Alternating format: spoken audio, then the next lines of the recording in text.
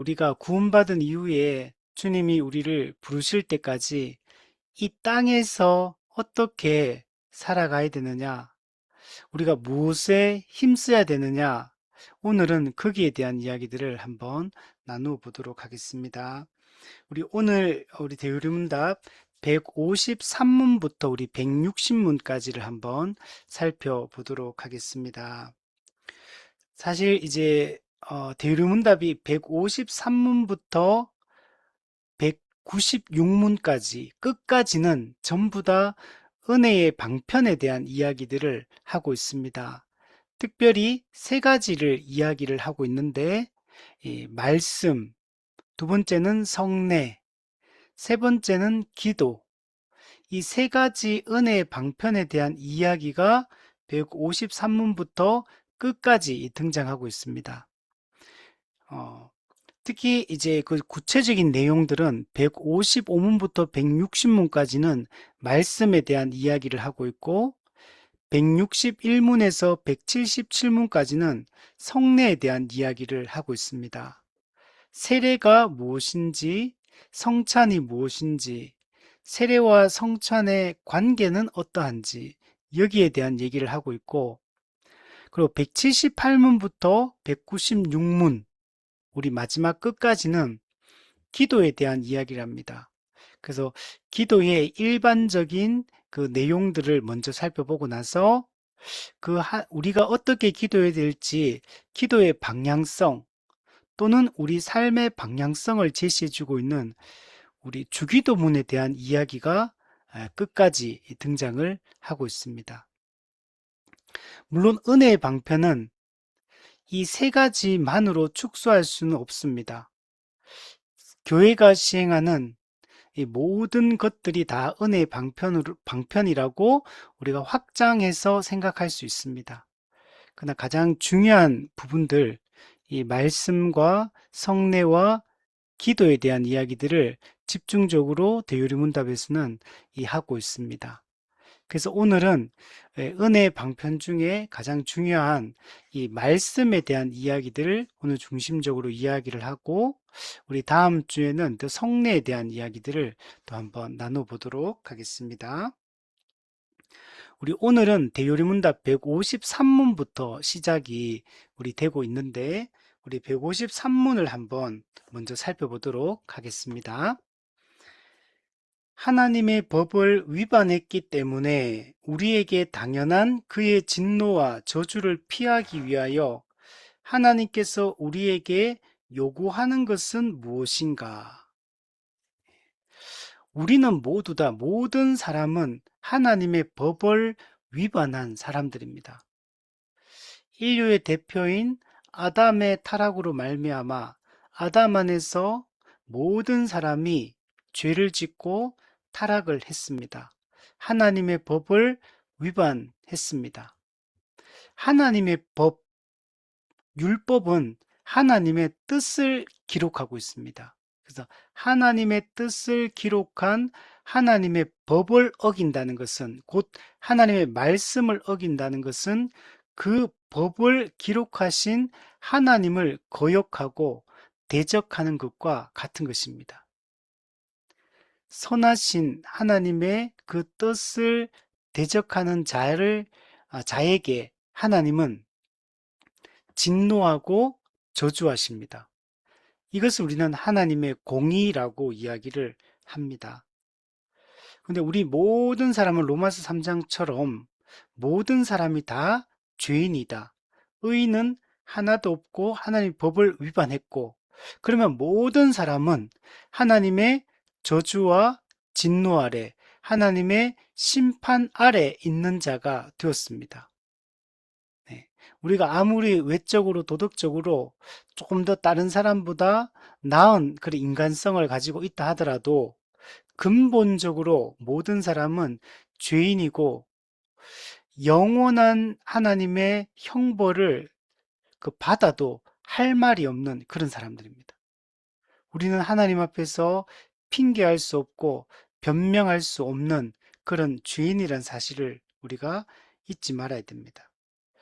그래서 하나님의 법을 위반했고 진노와 저주 가운데 있기 때문에 우리 모든 인간은 절망적인데, 우리가 이 절망을 피하기 위해서, 하나님의 진노와 저주에서 벗어나기 위해서 하나님께서 우리에게 요구하는 것이 여러분 있다는 겁니다.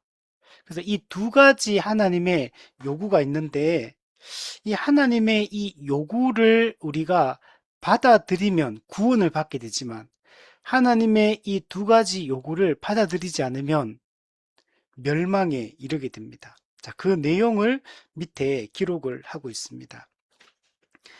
답을 보면 하나님의 법을 위반했기 때문에 우리에게 당연한 하나님의 진노와 저주를 피하기 위하여 하나님께서 우리에게 요구하는 것은, 자, 첫 번째, 하나님께 대한 회개를 요구합니다. 예, 회개를 요구한다. 두 번째는 우리 주 예수 그리스도에 대한 신앙, 즉 믿음, 음, 예수 그리스도에 대한 믿음을 요구한다. 그래서 하나님께 대한 회개, 예수 그리스도에 대한 믿음, 회개와 믿음, 이 두 가지 요구를 우리가 만족시키면 우리는 구원을 받을 수 있습니다. 우리 구원의 서정에서 회개와 믿음은 동전의 양면과 같은 겁니다. 그래서 참된 믿음을 가지고 있는 사람은 반드시 참된 회개를 하고, 참된 회개를 하는 사람은 참된 믿음을 가진 자다라고 이야기할 수 있습니다. 그래서 구원의 서정에서 이 회개와 믿음을 우리는 회심이라고 얘기합니다. 마음을 돌이켜서 새로운 존재가 된 상태, 이게 회개와 믿음으로 구성되어 있다라는 것들을 알 수가 있습니다. 자, 그리고 이 회개와 믿음 이후에 맨 뒤에 보면 그리스도께서 그의 중보의 은택들을 우리에게 전달하는 외적인 방편의 부지런한 사용이다. 네. 우리는 스스로 죄 문제를 해결할 수 없고 스스로 구원받을 수 없습니다. 우리는 예수 그리스도께서 성취하신 십자가 공로, 그, 그 십자가의 언덕을 우리가 그것을 붙잡을 때 우리는 구원을 받게 되는데, 그리스도께서 성취하신 구원의 이 언덕 또는 은택 또는 유익, 효과를 우리 것으로 우리가 받아들여야 되는데, 그 받아들이는, 전달하는 외적인 통로가 있다는 겁니다. 그래서 이 외적인 통로, 외적인 방편을 부지런히 사용할 때 우리가 참된 회개에도 이르고 참된 믿음에 이르게 되고 또 참된 하나님의 백성으로서의 거룩한 삶도 가능해지게 됩니다. 그래서 외적인 방편, 은혜의 방편을 부지런히 사용하는 것이 우리한테는 매우 중요합니다. 거듭나는 것도 은혜의 방편을 사용함을 통해서 거듭나는 거고, 거듭난 이후에 그리스도를 닮아 성화되는 것도 은혜의 방편을 부지런히 사용할 때 되는 거고, 우리가 천국에 이를 때까지 구원의 확신을 굳게 붙들고 살아가는 것도 은혜의 방편을 부지런히 사용할 때 되는 거고, 우리가 성도의 견인, 어떠한 상황, 핍박과 어려운 환난과 또 이런 유혹 속에서도 끝까지 믿음을 지키며 인내하고 우리가 영화에 들어가게 되는 이 모든 과정이 은혜의 방편을 부지런히 사용함을 통해서 이루어진다는 걸 우리가 알아야 된다는 겁니다. 그래서 은혜의 방편을 부지런히 사용하는 것이 우리 신앙생활에 있어서 우리가 해야 될 가장 중요한 일이다라고 얘기를 할 수 있습니다. 여러분, 하나님의 법을 위반하고 하나님을 대적함으로 말미암아 우리는 하나님의 진노와 저주, 심판 아래 처하게 되었습니다. 근데 우리가 회개하고 그리스도를 믿으면 우리는 구원을 받게 됩니다. 근데 회개가 그럼 뭐냐라고 했을 때, 회개는 우리 죄에 대해서 1차적으로 후회하고 뉘우치는 이 감정적인 부분, 이게 있어야 되고, 두 번째는 우리가 어, 죄인이란 사실을 진짜 인지해야 됩니다. 인식을 하는 게 중요합니다. 내가 하나님의 뜻을 거역한 영원히 멸망받을 수밖에 없는 죄인이란 사실을 지성적으로 자각하는 거, 죄에 대한 자각, 죄인됨의 인식, 그리고 그 죄에 대한 하나님의 엄중한 심판, 이것을 자각하는 게 중요합니다. 그리고 감정적으로 이제 우리가 죄를 슬퍼하고, 죄를 뉘우치고, 죄를 미워하고, 이런 감정적인 부분이 또 있어야 되고, 세 번째는 의지적으로 이제는 그 죄를 버리고 하나님께로 향하는 방향의 완전한 전환이, 의지적인 결단을 통해 이 방향의 완전한 전환이 여러분 일어나야 됩니다. 죄에서 완전히 뒤돌아서서 하나님을 향해서 나아가는 것이 여러분 필요합니다. 이것을 사도행전 11장에서는 생명 얻는 회개라고 표현했습니다. 그러니까 생명을 얻는 이 참된 회개에 대한 얘기를 하고 있습니다. 그러니까 회개가 외적인 형태로 회개를 한다고 해서 무조건 그 회개가 참된 회개인 것은 아닙니다. 성경적으로 성경에서 가르치고 있는 그런 참된 회개가 있고, 여러분, 거짓된 회개도 있습니다.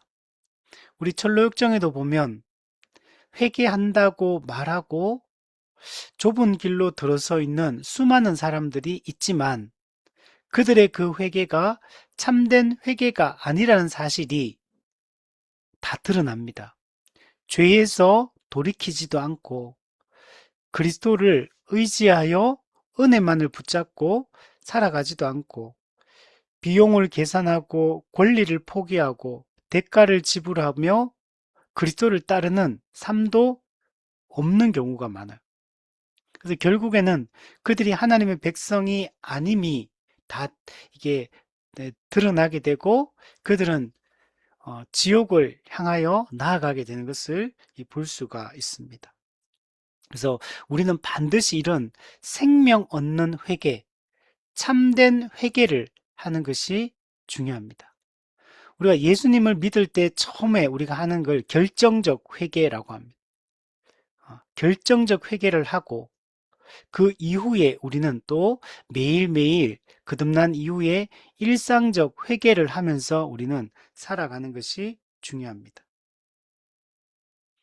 그래서 회개를 한다는 것은 전인적인 돌이킴, 전인격적인 이 방향 전환, 예, 지성적 변화, 감정적 변화, 의지적 변화가 다 뒤따르는 것이 참된 회개라고 얘기할 수 있습니다. 자, 두 번째는 우리 주 예수에 대한 신앙, 믿음을 가져야 됩니다. 우리는 스스로의 힘으로 죄 문제를 해결할 수 없습니다. 그렇기 때문에 우리는 구원자가 반드시 필요합니다. 우리는 영적 파산의 상태에 있기 때문에 전적으로 부패하고 무능력한 존재이기 때문에 스스로 구원의 길을 찾을 수가 없습니다. 자기 공로, 자기 의로는 구원에 이를 수가 없습니다. 그래서 우리는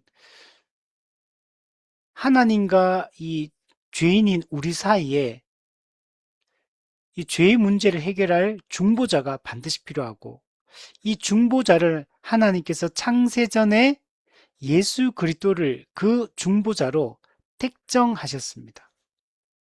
그러니까 예수님이 중보자로 이게 오시게 된 것이 갑자기 어느 날 그렇게 이루어진 게 아니고 창세전에 하나님의 작정 가운데 하나님의 아들 예수 그리스도를 죄인을 구원하기 위한 중보자로 이미 택정하셨고 때가 참에 여자의 몸을 통해서 이 땅에 예수님이 태어나시게 된 겁니다. 이 모든 것이 창세전에 작정된 대로 하나님의 영원한 계획 속에서 이루어진 사건이다라는 걸 알 수 있고, 그분이 우리 죄인의 죄의 문제를 해결하기 위해서 반드시 세 가지 자격 요건을 가지고 이 땅에 오셔야 됩니다. 완전한 인간이어야 되고, 죄가 없는 인간이어야 되고, 완전한 하나님이어야 됩니다. 이 세 가지 중보자의 자격 요건을 만족시키는 분이 바로 이 땅에 인간의 몸을 입고 이 땅에 오신 예수 그리스도입니다. 그래서 그분은 완전한 인성을 취하셔서 인류의 대표가 되시고, 그분이 우리의 모든 음, 우리의 죄에 대한 그 언약적 저주를 담당하기 위해서 십자가에 못 박혀 죽으십니다. 예수님은 우리를 대신해서 형벌적, 대속적 죽음을 죽으심으로 우리의 죄 문제가 해결되게 여러분 되는 것입니다. 또한 그분은 우리가 마땅히 지켜야 될 언약적 의무를 예수님께서 다 이행하십니다. 우리를 대신해서 율법에 대한 완전한 순종을 하시고 그 순종의 절정으로서 십자가에 못 박혀 죽으십니다. 그래서 예수님의 죽으심, 피 흘림은 죄 사함을 위한 그런 희생적 그런 죽음이었습니다. 그 예수 그리스도의 죄 사함이 이루어졌기 때문에 우리가 하나님 앞에 설 수 있는 길이 열리게 여러분 된 겁니다. 그래서 우리는 형벌 대속적 죽음을 죽으신 예수 그리스도, 우리를 대신해서 하나님의 의를 성취하신 그 예수 그리스도를 믿을 때 그리스도가 행하신 구원의 그 공로, 그 혜택을 우리가 적용받아서 우리가 구원을 받을 수 있게 됩니다. 그래서 우리는 그리스도를 의지하고 그리스도를 믿는 것이 우리한테는 매우 중요합니다. 근데 이 믿음조차도 우리의 의지적 결단이 아니라 이거는 믿음은 하나님이 은혜로 주신 선물입니다. 믿음은 어떤 공로적 성격을 가지고 있지 않은 겁니다. 하나님께서 마련하신 구원의 은혜를 그냥 받아들이는 빈손에 불과한 것이 이 믿음이다라고 얘기할 수 있어요. 그러나 이 믿음이 그러나 없이는 우리가 구원을 얻을 수가 없습니다. 성경에서는 성경적으로 역사적으로 믿음의 본질을 정의할 때 믿음의 3요소에 대한 이야기를 합니다. 지식, 동의, 신뢰. 예. 지식, 노티티아, 동의, 아센수스, 또 신뢰, 피두시아. 예. 이 세 가지 확실한 지식, 우리 하이델베르크에는 확실한 지식과 굳은 신뢰라고 표현했는데, 이 확실한 참된 지식이 있어야 되고 거기에 대한 또 우리가 강제된 동의, 압도된 동의가 이루어져야 되고, 그리고 그 참된 지식과 그 강제된 동의를 했다면 반드시 우리의 신뢰, 우리의 실제 삶으로, 우리의 실천으로 이게 반드시 드러나야 됩니다. 반드시 열매로 이게 드러나야 됩니다. 그래서 이 참된 믿음, 지식, 동의, 신뢰, 믿음의 3요소, 믿음의 본질. 우리가 이 믿음을 예수 그리스도를 이렇게 믿을 때 우리가 그리스도와 연합하게 되고 우리가 법정적 칭의를 얻게 되고 그리고 우리의 완전한 구원이 이 보장이 여러분 되게 된 것입니다. 자, 정리해 보면 우리는 하나님의 법을 위반한 존재다. 하나님의 법을 위반한 자에게 하나님은 반드시 진노, 정죄, 저주, 심판하시는 분이다. 그럼 여기서 어떻게 우리가 피할 수 있냐? 하나님께 대한 참된 회개가 있어야 되고, 두 번째, 예수 그리스도에 대한 분명한 믿음이 있어야 된다. 그리고 우리 앞에 봤던 것처럼 그 참된 믿음의 내용을 기록한 이 보편적 믿음의 내용을 기록한 것이 사도신경이다. 이렇게 이야기를 할 수 있습니다. 자, 근데 이런 회개와 참된 믿음은 갑자기 그냥 뚝 떨어지는 게 아니라 하나님께서 가시적으로 정하신 외적인 방편을 사용할 때 이게 이루어지는 겁니다. 하나님이 정한 방법이 있어요. 하나님이 주신 도구 또는 방편이 있습니다.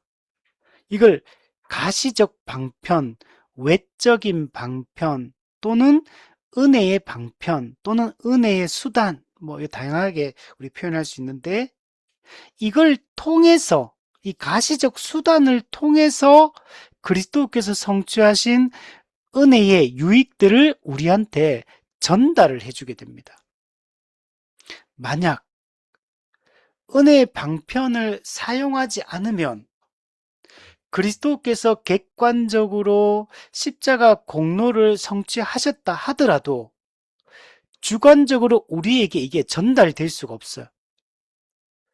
성령께서 그리스도께서 성취하신 구원의 효력을 우리 각 개인에게 적용해 주시는데, 근데 성령께서 우리에게 그걸 적용해 주실 때 반드시 가시적 방편이 필요합니다. 외적인 수단이 필요한 거예요. 그걸 은혜의 방편, 은혜의 수단이라고 얘기하는 거예요. 이걸 통해서 성령께서 우리에게 그리스도의 공로를 우리에게 적용시켜 주시는 겁니다. 그래서 가시적 방편, 외적 방편을 부지런히 사용해야 된다. 예, 여기서 이 반복적으로 계속 등장하는 게 뭐 부지런히, 뭐 열렬히, 성실히, 예, 이걸 사용해야 된다. 이런 표현들이 많이 등장합니다. 우리가 근데 이제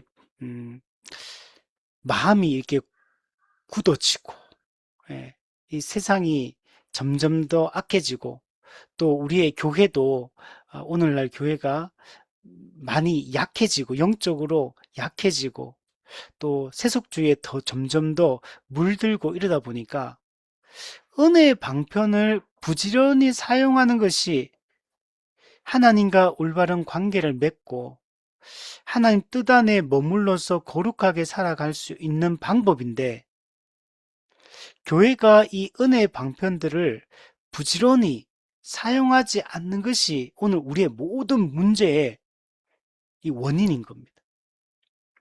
뭐 어떤 한국 교회를 또는 우리 교회를 우리가 걱정하면서 많은 이런 그런 대안들을 제시를 하고 이런 공청회를 열고 어떻게 하면 이 위기를 돌파할 것인가 이런 고민들을 많이 해요. 그래서 뭐 요즘에 많이 하는 게 뭐 청소년들에게 다음 세대에게 투자해야 된다. 아, 교회가 30, 40 세대에게 투자해야 된다. 예, 교회의 환경을 바꾸어서 이 젊은 세대들이 교회에 올 수 있는 분위기와 환경을 만들어야 된다. 그리고 이게 거부감이 들지 않도록 이렇게 하기 위해서 이 문화 코드, 음악적 요소 이런 것 좀 잘 활발하게 이용해야 되고 이미지를 잘 활용해야 되고 막 이런 얘기를 막 수많은 대안들을 제시를 합니다. 소그룹을 활성화시켜야 되고 다 맞는 말인데 근데 그게 그런 거는 다 부수적인 거에 불과한 거예요. 그런 것들은. 우리가 본질로 돌아가 가지고 성경에서 가르치는 거는 하나님께서 우리에게 그 구원의 은혜를 전달하는 통로가 은혜의 방편인데 그 은혜의 방편이 성경에 명백하게 제시되어 있고 그걸 부지런히 사용하는 것을 통해서 그리스도께서 성취하신 구원의 은혜를 우리가 누리고 우리가 변화된다고 이야기를 하는데 우리가 거듭날 때도 은혜의 방편이 필요하고 거듭난 이후에 성화되어 가는 것도 은혜의 방편이 필요하고 구원의 완성에 이르는 것도 끝까지 은혜의 방편을 부지런히 사용하는 것을 통해서 결국에는 최종적으로 구원의 완성에 이르게 되는 건데 근데 많은 고민을 하고 대안을 제시하지만 정작 성경이 명백하게 이야기하고 2000년 교회 전통이 명백하게 강조하고 있는 이 은혜의 방편을 부지런히 사용하는 이 일에는 힘쓰지 않고 있는 이런 모습이 우리 가운데 많다는 겁니다. 말로는 다 중요하다고 하지만 실제로 행하지 않는, 예, 말로는 이것도 중요하고 이것도 중요하고 이것도 중요하고, 근데 중요하다고 하면 그러면 거기에 힘을 써야 되는데 정작 그거는 그냥 이미 다 이루어진 것처럼, 그게 되는 것처럼, 실제로는 그걸 안 하고 있고 안 되고 있는데 하고 있는 것처럼, 이미 된 것처럼 이렇게 생각하고 정작 거기에는 별 관심이 없어요. 자꾸 딴 얘기를 하는 거예요. 딴 얘기를. 자꾸 본질로 돌아가야 되는데 자꾸 비본질적인 이야기들, 부수적인 이야기들, 그거는 뭐 언제 어떻게 해도 뭐 크게 상관이 없는 것들. 근데 정작 그런 껍데기만 붙들고 거기다가 시간과 마음과 재정을 투자하는 이 어리석은 그 짓들을 우리가 하고 있는 겁니다. 그래서 우리가 그렇게 하는 게 아니라 하나님이 우리에게 정하시고 우리에게 주신 이 가시적 외적 방편, 이것을 열심히 사용하는 게 중요합니다. 여러분, 하나님은 그리스도께서 이루신 구원의 효력을 어떤 초자연적인 방식으로 우리한테 전달하는 게 아니에요. 어떤 신비적인 방법을 우리에게 전달하는 게 아니고 이 가시적 외적 수단들을 통해서 우리한테 전달을 하는 거예요. 그리고 이 가시적 외적 수단들은 뭔가 초자연적인 방식이 아니에요. 신비적인 방식이 아니에요. 그냥 우리가 일상에서 늘 보고 우리가 이 땅에서 누구나 우리가 할 수 있는 이런 일반적이고 보편적인 방식이에요. 하나님은 하나님이 정한 이 가시적 방편들을 통해서 우리한테 은혜를 전달하면 우리는 이 은혜의 방편을 부지런히 사용하는 거, 이걸 부지런히 사용할 때 구원의 은혜가 우리한테 풍성하게 오는 거거든요. 그러면 마땅히 이 하나님이 주신 이 방편을 잘 사용하는데 마음을 쏟고, 교회는 어떻게 이 은혜 방편을 부지런히 사용할 것인가? 교회가 공적인 차원에서 은혜 방편을 어떻게 잘 사용할 것인가? 사적인 차원에서 성도들이 은혜 방편을 잘 사용할 수 있도록 지도하고 이끌 것인가? 이 고민을 우리가 해야 되는 거죠. 그래야지만 성경이 말하는 성경적 교회를 우리가 이룰 수 있게 되는 겁니다. 은혜 방편을 부지런히 사용할 때 우리의 믿음은 점점 더 견고해지고 우리의 믿음은 성숙해지고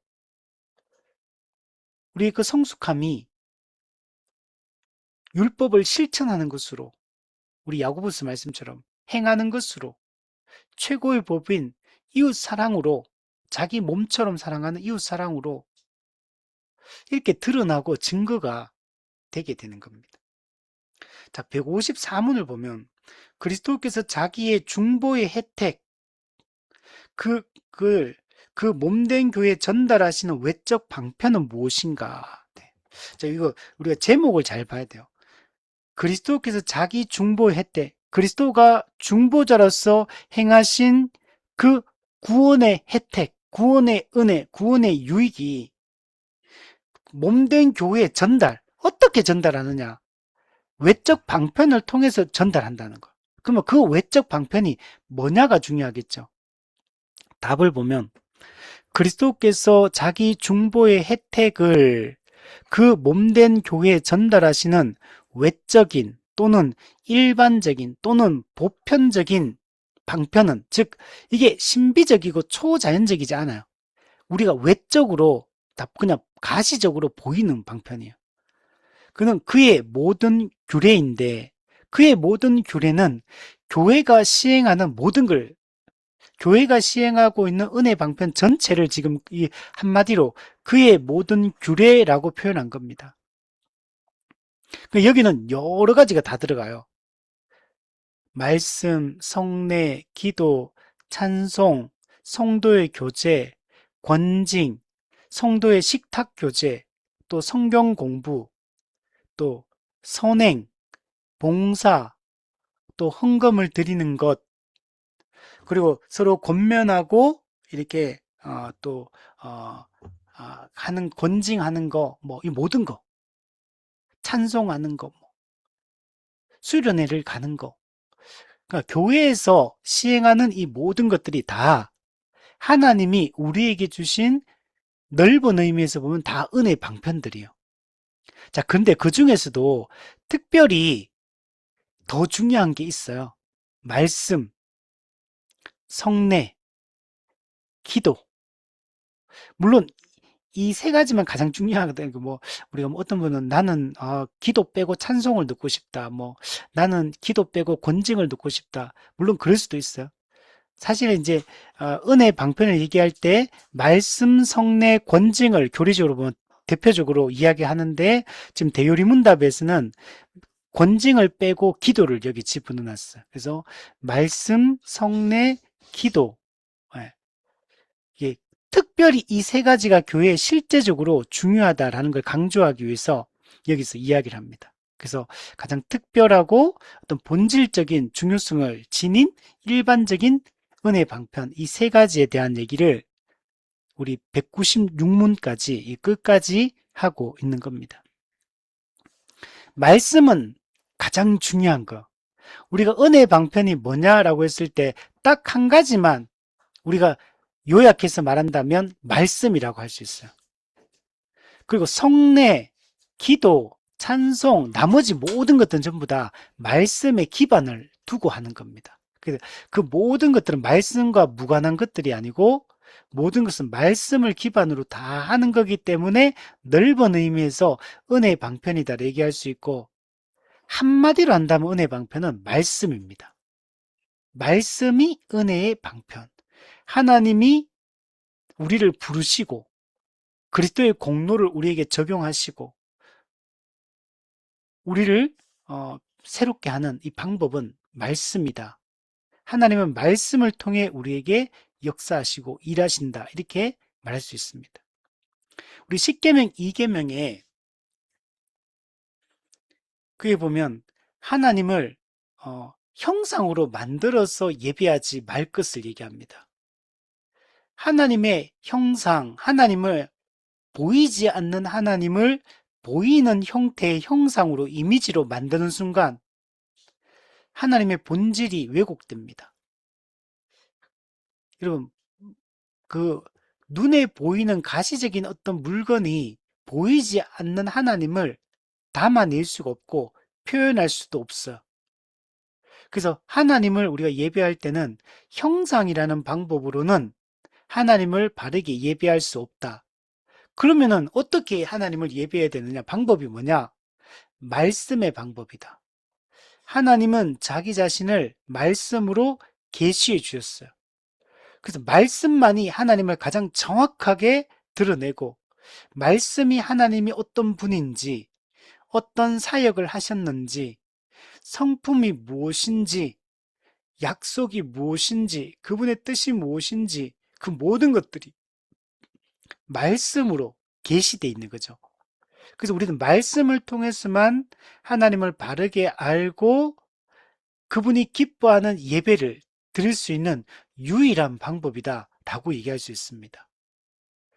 그래서 말씀이 가장 중요한 은혜의 방편이다 라고 얘기할 수 있습니다. 말씀을 우리는 들리는 말씀이다 이렇게 표현하고 근데 성례, 세례와 성찬도 말씀입니다. 근데 어떤 말씀이냐면 보이는 말씀이다. 물과 떡과 포도주라는 이 가시적 상징물을 통해서 복음이 무엇인가를 드러내는 방법이에요. 그리고 권징 같은 경우는 이게 지켜내는 말씀이다. 권징을 시행함으로 복음을 지켜내고 그 복음의 결과로 탄생한 교회를 지켜내요. 그래서 이 권징도 그렇게 말하고, 기도도 마찬가지. 기도도 말씀을 기반으로 기도하는 거죠. 하나님의 뜻이 이루어지도록 기도하는 거죠. 하나님의 영광을 위해서 기도하는 거죠. 그래서 이 기도도 말씀을 기반으로 다 하는 거다. 말씀을 기반으로 감사를 올려드리고, 말씀을 기반으로 간구도 하고, 예, 우리가 이렇게 하는 거죠. 그래서 이 기도도 은혜를 베푸는 통로요, 또는 은혜를 받은 성도의 마땅한 반응으로서 이 기도도 은혜의 방편이다 라고 얘기를 할 수 있습니다. 자, 근데 뒤에 보면 이 모든 것은 택함을 입은 자들을 구원에 이르게 하는데 유효하다. 네. 자, 모든 은혜의 방편들은 누구에게 유효하냐, 효력이 나타나느냐, 누구에게 효과가 나타나느냐, 오직 택함을 입은 자들에게만 나타납니다. 그래서 은혜의 방편을 만약에 택함 받지 않은 자들이 은혜의 방편을 아무리 사용해도 그들은 구원에 이르지 못합니다. 하나님께서 창세전에 우리를 선택 예정하시고 때가 참에 중보자 예수 그리스도를 보내어서 우리를 위해서 이 십자가 사역을 감당하시고, 그 성령께서 효력 있는 부르심으로 구원의 은혜를 우리에게 적용해 주기 때문에 우리가 구원을 받게 된 거죠. 그래서 오직 택자에게만 성령께서 그리스도의 십자가 공로를 적용하여서 우리를 구원에 이르게 합니다. 그래서 여기서 말하는 택함을 입은 자만이 구원에 이르게 하는데 이 은혜 방편들이 유효하다, 이렇게 이야기합니다. 근데 우리는 누가 택함을 받은 자인지 알지 못하잖아요. 그러니까 우리는 어떻게 되냐면 모든 사람을 향해서 이 은혜 방편을 부지런히 사용을 해야 되는 겁니다. 우리가 부지런히 사용하고 이 은혜의 방편을 따라서 우리가 모든 사람에게 여러분 다가가야 되는 겁니다.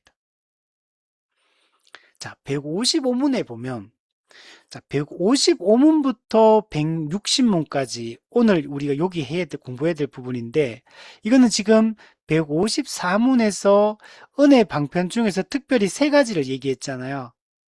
말씀, 성례, 기도. 그래서 오늘은 155부터 160까지는 은혜 방편 중에 가장 중요한 최고의 방편인 말씀에 대한 이야기를 여기서 하고 있습니다. 이 말씀의 중요성, 말씀을 부지런히 사용한다는 게 어떤 의미인가? 우리는 어떻게 말씀을 부지런히 사용해야 되는가? 여기에 대한 얘기들을 여기서 하고 있습니다.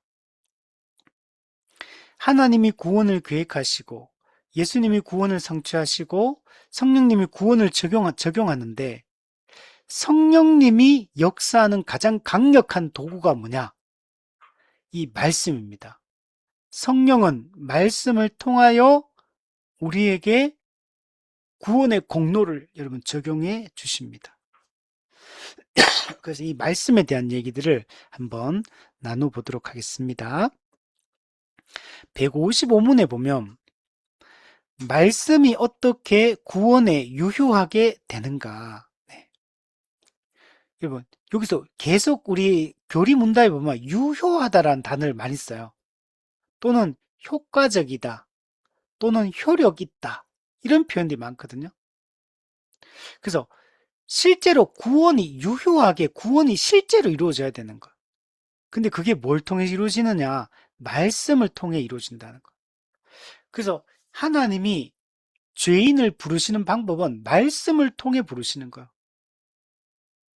그 말씀을 통해서 우리를 거듭나게 하신다. 그래서 말씀이 어떻게 유효하게 사용되는지를 한번 보면, 하나님의 영이 말씀을 읽는 것을, 또는 특별히 말씀을 전하는 것을 방편으로 하여, 네. 자, 여기서 하나님의 영, 성령이 등장합니다. 그 뒤에는 말씀을 읽는 것, 말씀을 전하는 것, 이 두 가지를 얘기하는 이게 방편이라는 거, 은혜의 방편이라는 거예요. 근데 말씀과 성령은 매우 긴밀하게 여러분 연결이 되어 있습니다. 말씀이 없는 성령도 문제가 되고 성령이 없는 말씀도 문제가 됩니다. 만약에 성령이 없는 말씀이면 이거는 그냥 죽은 문자에 불과합니다. 그래서 여러분 거듭나지 않은 사람 또는 택함받지 않은 사람들은 성경책을 주고 그 성경책을 통독을 해요. 성경책을 다 읽어요. 근데 성령이 역사하지 않으면 택함받지 못한 거듭나지 않은 사람들은 성경을 읽을 때 여기서 절대로 진리를 발견하지 못하고 구원의 길을 발견하지 못합니다. 그리고 믿어지지도 않고 믿지도 않고 이게 받아들여지지도 않아요. 성령이 말씀을 깨닫게 해주기 전까지는 그냥 성경책 그 자체는 그들에게는 그냥 죽은 문자에 불과한 거예요. 반대로 말씀이 없는 성령, 자, 성령님은 계신데 말씀이라는 수단 도구가 없으면 성령님이 우리를 구원할 수 있는가? 없어요. 성령은 말씀을 통해서 우리를 구원하는 겁니다. 성령은 말씀을 가지고 역사하는 겁니다. 만약에 말씀이 없는 성령을 추구하게 되면 여러분 신비주의가 되고 광신주의가 되게 됩니다. 올바른 진리의 영이신 성령께서 말씀을 조명해 주는 그, 그 사역이 없으면 그러면은 아무 일도 일어나지 않습니다. 반드시 말씀을 통해 역사하는 성령이라는 사실을 우리가 깊이 이해해야 됩니다. 성령님이 제일 먼저 말씀을 어떻게 하냐면 성경을 읽을 때 조명하십니다. 조명. 말씀을 밝혀주시는 거예요. 말씀의 의미를 알게 하고 밝혀주시니까 우리가 그 성경의 그 말씀의 의미를 깨닫게 여러분 되는 겁니다. 그리고 이 성령께서 우리를 말씀을 조명해서 말씀을 깨달으니까 그 깨달은 말씀을 우리로 하여금 믿게 하십니다. 그 믿으니까 어떻게 되느냐? 그리스도와 연합하게 되고 그리스도와 연합하니까 이중전과 죄의 전과 의의 전가가 일어나게 돼서 우리가 회심에 이르게 됩니다. 그래서 참된 믿음, 참된 회개를 하게 됩니다. 그러니까 참된 회개, 참된 믿음을 하니까 우리는 하나님의 법정에서 하나님으로부터 의롭다고 인정되고 선언되게 됩니다. 법정적 칭의가 일어납니다. 우리가 하나님 앞에 이 죄 사함과 의롭다함을 받았기 때문에 그래서 우리는 하나님께서 우리를 어떻게 하냐면 양자로 받아주십니다. 입양, 양자됨 받아주고 우리가 하나님을 믿고 우리가 의롭다고 인정받고 하나님의 자녀가 된 우리는 이미 거룩한 하나님의 백성이 됐거든요. 그래서 이미 신자는 곧 성도다. 예, 거룩한 자가 여러분 되게 됩니다. 이 결정적 성화, 확정적 성화가 일어나게 됩니다. 그러나 우리가 아직 임의와 아직 사이에 있기 때문에 우리가 점진적 성화를 이루어가야 돼요. 근데 이 점진적 성화를 이루어가는 과정 속에서도 성령께서 말씀을 통해서 우리를 깨닫게 하시고 또 말씀에 순종하게 하시고 또 말씀으로 책망하기도 하고 또 말씀으로 죄와 싸우게 하기도 하고 이렇게 하면서 믿음을 지켜가게 합니다. 그래서 점점 더 성령께서 말씀을 통해 우리를 성화시켜 나가고 그리고 끝까지 성령께서 이 말씀을 놓지 않고 끝까지 확고하게 붙들고 믿음을 끝까지 지킬 수 있도록 성도의 견인을 하십니다. 그래서 끝까지 믿음을 지키니까 우리는 우리가 성화의 완성에 이르고 완성된 하나님 나라에 우리가 들어갈 수 있게 되는 겁니다. 그래서 성령께서 말씀을 통해서 우리 가운데 역사하신다. 말씀이라는 이 방편 수단을 통해서 구원의 은혜를 우리에게 전달하신다. 어떤 식으로 말씀을 처음에 조명하시고 그 다음에 조명해서 깨닫게 하시고, 믿게 하시고, 거듭나게 하시고, 또 말씀으로 죄와 싸우며 의를 행하며 성화되게 살아가게 하시고, 끝까지 말씀을 우리가 굳게 붙들게 하셔서 우리가 영화에 이르게 된다. 이렇게 말할 수 있습니다. 그럼 우리가 뭘 해야 되냐면 말씀을 읽어야 되는 거야. 말씀을. 하나님은 글의 형태로, 책의 형태로 우리한테 계시를 해준 겁니다. 기록된 말씀의 형태로 특별 계시, 하나님이 우리를 구원하기 위하여 우리가 꼭 알아야 될 그 진리들을 우리한테 알려준 거예요. 특별 계시로. 그러면 우리가 이 글의 형태로 줬으니까 기록된 말씀을 읽고 그 의미를 파악해야 돼요. 그 의미를 깨달아야 돼. 우리가 성경책을 읽을 때, 근데 그때 진리의 성령께서 조명하셔서 그 기록된 말씀의 의미를 깨닫게 하시는 이런 방법을 한다는 거. 근데 성경책을 안 읽으면 성령이 역사하는 도구인 말씀이 없잖아요. 그러면 성령이 갑자기 그냥 뿅 나타나가 뭐 역사하고 이런 건 없어요. 성령은 반드시 진리의 영으로서 말씀으로 역사한다는 걸 우리가 생각을 해야 됩니다. 그래서 우리가 성경 읽어야 돼요. 통독 또는 뭐 성경 연구 이 두 가지. 성경 통독과 성경 연구라는 방식으로 성경을 읽어야 돼요. 그리고 말씀을 전하는 것. 말씀을 전하는 것은 공적 예배에서 공적인 이 권한을 부여받은 목회자에 의해서 공적으로 설교하는 걸 얘기합니다. 그래서 우리가 스스로 사적으로 말씀을 통독하고 성경을 연구하는 거, 이때도 성령이 역사하지만 가장 강력하게 성령이 역사하는 방법은 공적 설교를 통해서 말씀을 선포하는 거. 그래서 이 말씀을 설교하는 게 아주 중요한 구원의 은혜를 전달하는 하나님의 방법이다. 그래서 설교만큼 여러분 강력한 게 없어요. 우리는 뭐 그냥 큐티하고 그냥 개인적으로 성경 통독하면서 은혜 받는 게 설교 때 은혜 받는 것보다 더 뭐 크다 뭐 이렇게 생각할 수 있지만 여러분 설교만큼 강력하게 죄인들을 이렇게 어 죄인들을 이 은혜로 초청하는 방법이 없어요. 그래서 교회는 이 목회자가 정말 중요하고 목회자의 설교가 여기서 말하는 설교는 이 예배 때 이루어지는 공적 설교를 얘기해요.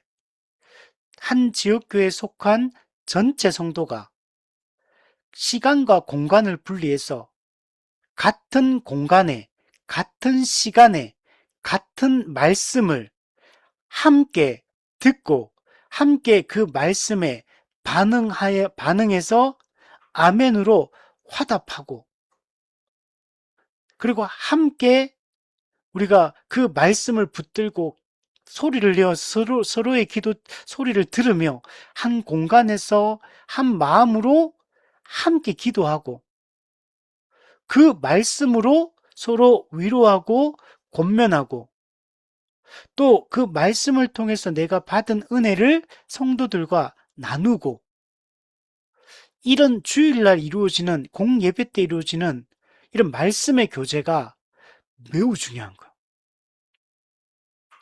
그렇게 하려면 1차적으로 목회자가 설교 준비를 잘 하는 게 중요합니다.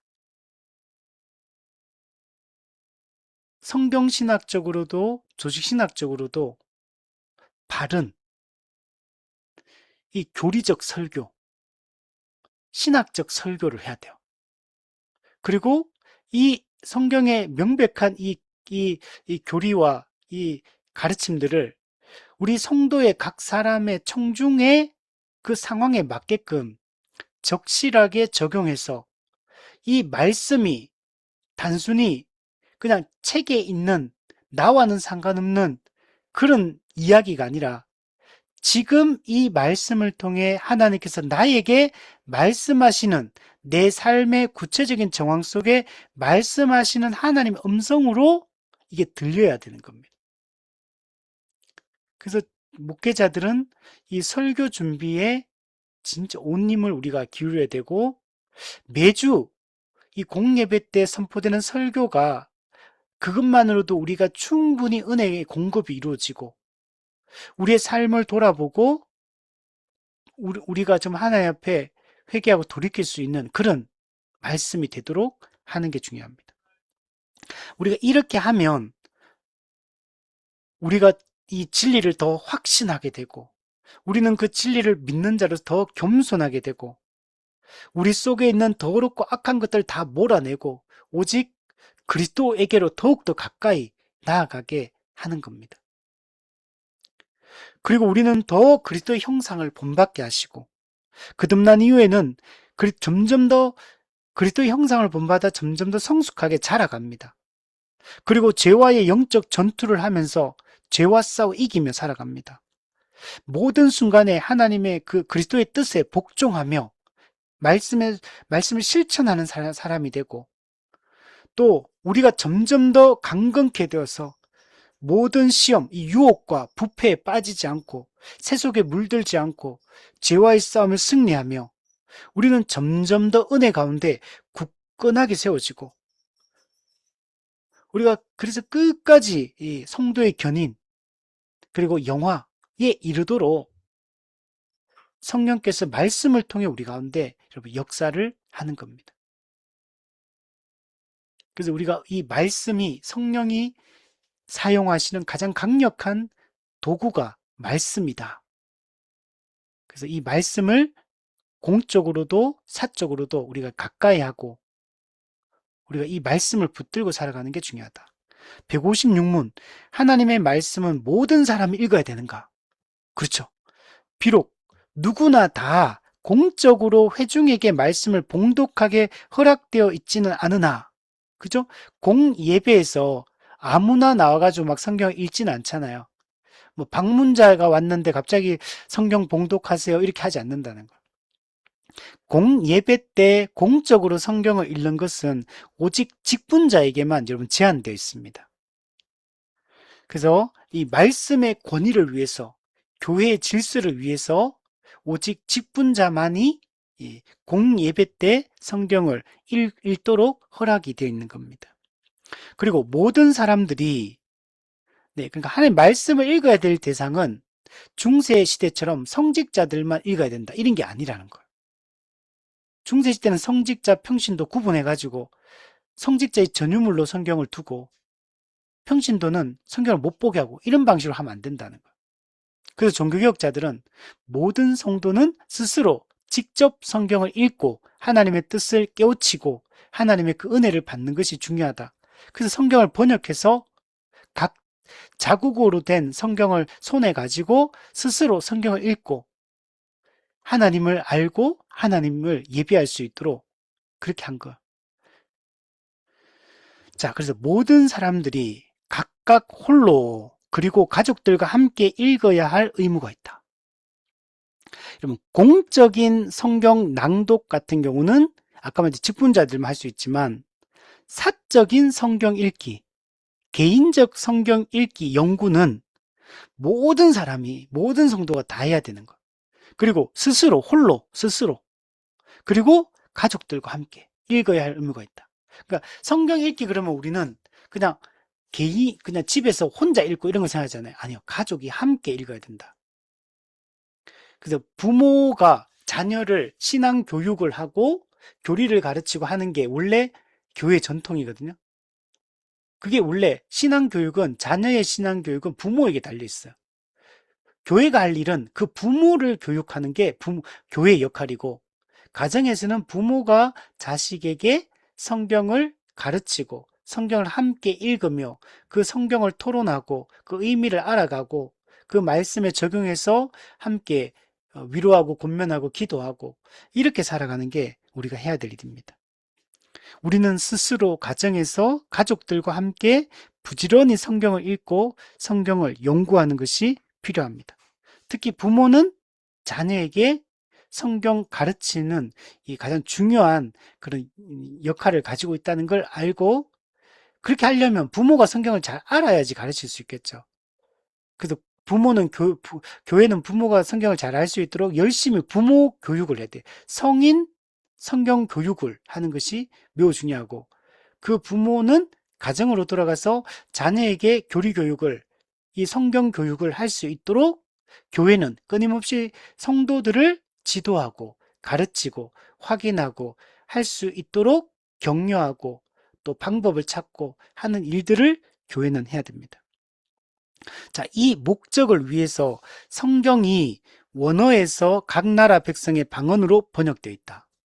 원래 성경은 히브리어 또 헬라어로 번역되어 있으니까 우리가 알 수가 없잖아요. 근데 이것을 중국어, 일본어, 한국어, 프랑스어, 독일어, 영어 뭐 이렇게 다 성경을 번역했잖아요. 이렇게 한 이유는 모든 사람이 자국어로 성경을 읽고 하나님의 뜻을 알 수 있도록 하기 위하여 이렇게 줬다는 거예요. 이렇게 줬다는 얘기는 이게 성직자의 전유물이 아니고 누군가의 전유물이 아니고 누구든지 믿는 자는 다 성경을 읽어야 된다. 성경을 연구해야 된다. 라는 걸 잘 보여주고 있는 겁니다.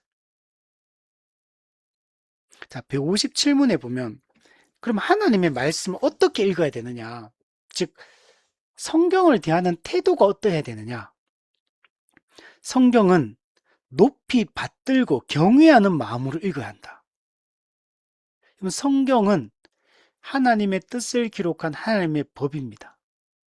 성경은 특별 계시입니다. 하나님이 자신과 자신의 뜻을 특별하게 우리한테 계시 알려준 거예요. 그럼 우리가 성경의 이 내용 자체가 신령합니다. 성경의 내용 자체가 일반적인 소설책, 뭐 만화책에 있는 그런 내용이 아니잖아요. 이거는 인류의 구원과 관련된 문제예요. 이 생명과 사망의 문제를 다루고 있는 거예요. 천국과 지옥의 문제를, 영원한 운명에 대해서 다루고 있는 게 성경이기 때문에 성경을 우리는 높이 받들어야 돼요. 물론 이걸 오해해가지고 성경책 자체를 무슨 신주단지 모시듯이 이런 얘기는 아닙니다. 그래서 성경 어디 감히 성경책에 먼지가 묻게 하는, 성경책에 어떻게 글자를 쓰느냐, 성경책에 어떻게 색칠을 할 수 있느냐, 그 자체를 그렇게 하라는 게 아니라 성경책에 담겨 있는 그 내용, 그 성경에 기록되어 있는 그 말씀 그 자체를 높이 받들고 경외하는 마음으로 성경을 읽어야 돼요. 성경책을 읽을 때 그냥 우리가 뭐 이렇게 잡지책 보듯이, 만화책 읽듯이, 소설책 읽듯이 그냥 가벼운 마음으로 읽으면 안 된다는 거예요. 우리는 성경을 대할 때 이게 하나님의 말씀이다. 삶과 죽음의 문제를 다루고 있는 진리다. 살아계신 하나님의 말씀이다. 물론 과거에 기록됐지만 성경은 현재적으로 하나님께서 지금 나에게 말씀하시는 하나님의 말씀이에요. 그러니까 이 말씀을 우리가 함부로 하면 안 되겠죠. 그래서 이 태도가 정말 중요한 것 같아요. 높이 받들고 경외하는 마음으로 그 말씀을 읽고 그 내용들을 우리가 상고하고 그 내용을 마음에 깊이 새기고 붙들고 살아가는 게 중요합니다. 성경은 살아계신 하나님의 말씀, 창조주 하나님의 말씀이라는 사실을 우리가 굳게 믿어야 되고, 그리고 하나님만이 우리가 성경을 깨닫게 하실 수 있다는 굳은 신념으로, 네, 우리가 뭐 내가 국어 실력이 좋아지면 성경을 분해하고 분석해가지고 내가 진리를 파헤쳐가지고 내가 진리를 빠삭하게 알겠다. 그렇게 알 수 있는 게 아니라는 거. 오직 하나님이 깨우쳐 주시지 않으면 우리는 성경을 읽어도 무슨 뜻인지 알 수 없습니다. 그래서 우리는 성경을 읽을 때 늘 은혜를 구하고 성령의 조명하심을 구하면서 성경을 읽어야 됩니다. 자, 그리고 그 가운데 계시되어 있는 하나님의 뜻을 첫 번째 알고, 우선 알아야 되죠.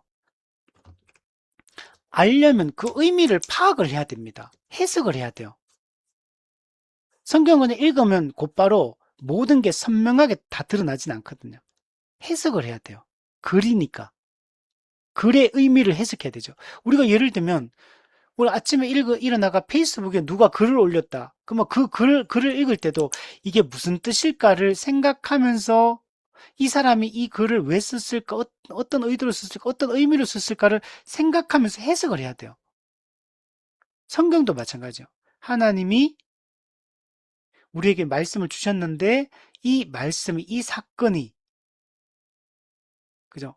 이, 이런 내용들이 어떤 의미인가를 잘 살펴야 됩니다. 그래서 해석을 해야 되고, 그럼 해석을 하는 게 중요한데, 해석을 바르게 하는 게 중요한 거, 바르게. 해석을 잘못할 수도 있고, 올바르게 할 수도 있거든요. 그래서 해석의 원칙을 잘 하는 게 중요합니다. 우리가 문법적 해석, 역사적 해석, 또 우리 신학적 해석, 본문에 근거한 해석, 자연스러운 해석, 문맥에 적합한 해석, 하나님 중심적 해석, 은혜 중심적 해석, 우리가 성경을 해석하는 기본 원리들이 있거든요. 이 원칙에 따라서 성경을 바르게 해석해서 그 의미를 바르게 아는 게 중요한 거예요. 그래서 우리는 성경을 볼 때 대충대충 이렇게 읽으면 안 돼. 건성건성 읽고 앞뒤 문맥도 살피지 않고 저자가 말하고자 하는 중심 사상이 무엇인지도 생각하지 않고 그냥 오늘날의 내 경험과 내 관점에 빗대어서 그냥 대충대충 문장도 꼼꼼히 자세히 읽지도 않고 그냥 지레짐작으로 이건 이런 의미지라고 받아들이고 21세기의 경험으로 성경에 있는 내용을 그냥 단순하게 그냥 자기 생각을 강화시키는 방향으로 성경을 그냥 대충 읽고 적용하고 이렇게 되면 이게 이단이 되는 거죠. 예. 자의적 해석, 주관적 해석을 하게 됩니다. 우리가 이렇게 하지 않기 위해서 뭐가 필요하냐면 교리 공부를 해야 되는 거. 교리 공부가 중요한 이유가 성경을 바르게 해석하기 위해서 교리 공부를 하는 거예요. 2000년 교회사 가운데 믿음의 선진들이 물려준 이 교리적 전통이 이게 중요한 거예요. 이것을 기반으로 성경을 읽고 연구하고 해석할 때 우리는 올바르게 성경의 가르침을 벗어나지 않게 됩니다. 제가 매주 이렇게 교리 공부할 때 올려주면 교리는 울타리 역할을 한다. 안전한 울타리를 벗어나지 않게 하는 과도한 해석, 성경의 전체 사상에서 빗나간 해석, 이런 해석을 하지 않도록 울타리 역할을 하는 게 교리인 거예요. 그래서 어떤 분들은 교리를 왜 공부하는, 교리는 사람이 만든 건데 그냥 성경 말씀만 읽으면 되지 교리 공부를 왜 해야 되느냐? 이런 어리석은 말을 합니다. 여러분, 성경 본문 연구와 교리 공부는 반드시 같이 가야지만 올바른 해석을 하게 돼요. 성경의 전체적인 가르침에서 벗어나지 않게 되고 하나님이 말하고자 하는 그 핵심에서 벗어나지 않게 되는 거예요. 근데 어떤 교회는 성경 본문 연구는 열심히 하려고 하는데 교리 교육을 안 하는 교회들이 있고 어떤 교회는 교리 교육은 그나마 하려고 하는데 본문 연구를 또 안 하는 교회들이 있고 이 둘 다가 문제입니다. 우리는 본문 연구, 즉 성경신학과 교리 공부, 조직신학이 항상 같이 가야 돼요. 그래야지만 균형 있는 올바른 신앙생활을 우리가 할 수 있습니다. 그래서 이렇게 공부를 하지 않으면 교회를 사실 수십 년을 다녀도 별로 아는 게 없어요, 성도들이. 들어보면 뭐 다 아는 얘기 같고, 다 뭐 그냥 이미 다 알고, 근데 하나씩 꼼꼼하게 질문을 던져보면 대답을 못 합니다. 본문으로 직접 들어가가지고, 자, 에베소 1장 10절에 만물이 그리스도 안에서 통일된다고 하는데, 이게 궁극적인 목적이라고 하는데, 집사님은 만물이 그리스도 안에서 통일된다는 말이 무슨 뜻인 것 같아요? 물어보면 대답을 못해요. 자, 예수 믿으면 구원받는다고 하는데 왜 꼭 예수님을 믿어야 됩니까? 부처님을 믿으면 안 됩니까? 꼭 오직 예수여야 되는 이유가 뭡니까? 논리적으로 좀 설명을 좀 부탁드립니다. 예수 믿으면 구원받는데 믿는다는 건 도대체 뭡니까? 어떻게 하는 게 믿는 겁니까? 어떻게 하는 게 믿는 거고 어떻게 하는 건 안 믿는 겁니까? 믿는 것과 안 믿는 것은 어떻게 구분합니까? 믿는다는 게 뭘 의미합니까? 믿는다고 하는데 무엇을 믿습니까? 믿음의 내용은 무엇입니까? 구원받는다는 게 도대체 뭡니까? 영생을 얻는다는 말이 무슨 말이에요? 의롭다함을 받는다는데 의롭다는 게 도대체 뭐 어떤 게 의로운 겁니까? 의롭다함을 받는 방법은 뭡니까? 죄 사함 받으면 천국 간다고 하던데 의롭다면 왜 필요합니까? 죄 용서함 받았으니까 천국 가는 거 아닙니까? 꼭 의롭다함을 받아야 됩니까? 우리는 소망을 하는데 천국이 도대체 어떤 곳입니까? 섭리한다고 하는데 섭리가 도대체 뭡니까? 이거 하나씩 따지고 들어가면 대답을 못 한다는 거. 두rum실한 얘기밖에 할 수 없어요. 그렇게 하면 물론 그런 걸 막 다 알아야지만 천국 가는 건 아닙니다. 우리 하나의 은혜로 예수님이 우리의 구원자이심을 알고 하나님의 창조이심을 알고 우리의 죄인됨을 알고 우리 하면 천국 가는 게 맞아요.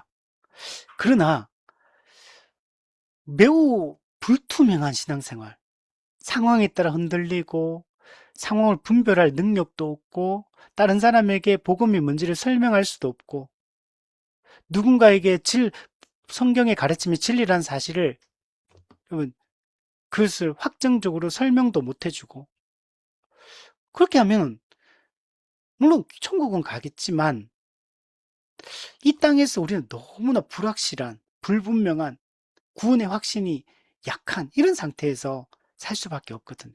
그래서 우리가 바르게 해석하고 바르게 알고 알아라라고 해야 돼. 알아. 그리고 믿어라. 믿고 진짜 믿는 게 또 뭐냐?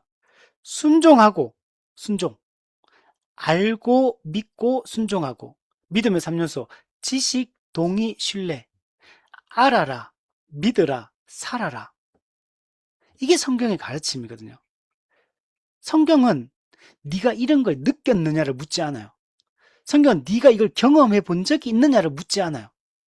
성경은 네가 이것을 알고 있느냐, 네가 이것을 믿고 있느냐, 네가 이것을 순종해서 살고 있느냐 이걸 물어보는 거. 근데 이게 어떻게 성경을 읽을 때 성령의 조명하심을 따라 성경을 읽을 때 이런 일이 일어나고 그때 우리가 거듭나고 성숙한 성도로 세워질 수가 있게 되는 겁니다. 그러므로 우리는 이런 성경을 부지런히 읽어야 돼요. 부지런히. 부지런히 말은 무슨 말일까요? 일주일에 뭐 하루 걸러 한 번씩 성경을 읽으면 된다. 뭐 이런 겁니까? 그냥 하루에 한 30분 큐티 했으니까 오늘은 끝. 이제 충분히 할 도리를 다 했다. 이런 겁니까? 부지런히 읽는다는 게 어떤 의미입니까? 또 성경의 내용 및 범위에 주의해야 된다. 성경의 내용, 우리 에스겔서에 무슨 내용이 있는지 아십니까? 다니엘서 너무 중요한데 종말론 관련해서 다니엘서 어떤 내용이 있는지 아십니까? 요한계시록, 사무엘상은 어떤 위치를 차지하고 있는가? 요나스는 무슨 얘기를 하고 있는가? 말라기는 무슨 얘기를 하고 있는가? 또 성경 범위, 성경이 어디까지 얘기하고 있는가? 어떤 것까지 얘기하고 있는가? 이걸 다 주의해서 읽어야 돼요. 66권에 있는 성경은 다 우리에게 다 알아라고 준 거예요. 마태복음만 읽고 창세기만 읽고 뭐 우리가 좋아하는 어떤 본문만 이렇게 읽는 게 아니고 66권에 있는 모든 내용을 우리가 읽고 이해하고 알고 믿고 순종하라고 주신 거잖아요. 근데 성경을 처음부터 끝까지 꼼꼼하게 통독하지 않으면 꼼꼼하게 본문들을 연구하지 않으면 그럼 이 땅에서 우리가 뭐 성경이 몇 권만 필요하면 이렇게 두껍게 해서 하나님이 주시지 않았겠죠. 하나님이 특별 계시를 준 거는 성경의 66권의 내용은 우리의 구원과 관련해서 우리가 꼭 알아야 될 필수적인 지식들을 담고 있는 거. 하나님은 더 많은 이야기를 할 수 있고 성경을 더 두껍게 쓸 수도 있는 분이지만 우리의 구원과 관련해서 꼭 핵심적인 부분만 기록한 게 66권이거든요.